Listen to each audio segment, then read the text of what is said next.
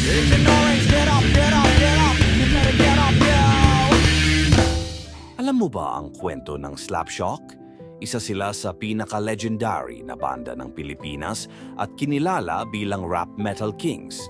Nabuo sila sa University of the Philippines, Diliman, noong mid-90s. Una silang binuo nina Reynold Munsayak, vocals, Lee Nadella, bass, Lean Ansing, lead guitar, Jerry Basco, rhythm guitar, at Chi Evora, drums. Pero nang lumayo si Reynold para mag-aral ng law, pumasok ang pinsan ni Jerry, si Jamir Garcia. Dito nagsimula ang tunay na classic Slapshock sound. Mula sa underground scene ng Myrix at Club Dread, mabilis silang sumikat.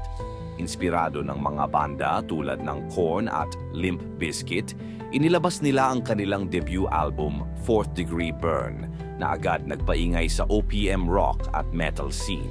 Sinundan pa ito ng Head Trip at Project 1141 na nagdala sa kanila sa mas malaking entablado.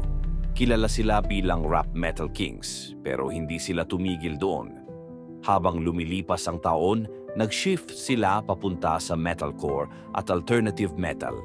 Mga album tulad ng Novena, Silence, Cariño Brutal, 15 Calibre at Atake ang nagpatibay ng kanilang pangalan bilang isa sa pinakamabibigat na banda sa bansa.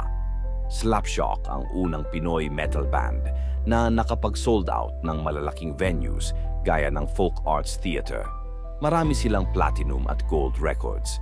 Mga kantang tulad ng Agent Orange, Ngayon Na, Misteryo at Carino Brutal ay naging anthems ng buong henerasyon ng OPM rock fans.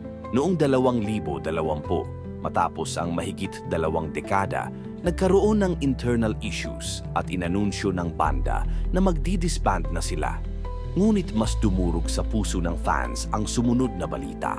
Ilang linggo lang matapos ang disbandment, pumanaw si Jamir Garcia, isang mabigat na dagok sa OPM scene at sa lahat ng nakikinig ng kanilang musika. Sa kabila ng pagtatapos, nananatili ang marka ng Slapshock. Ang ilan sa miyembro ay nagbuo ng bagong proyekto, pero para sa fans, walang papalit sa Slapshock. Isa silang simbolo ng lakas, angst at puso ng Pinoy rock.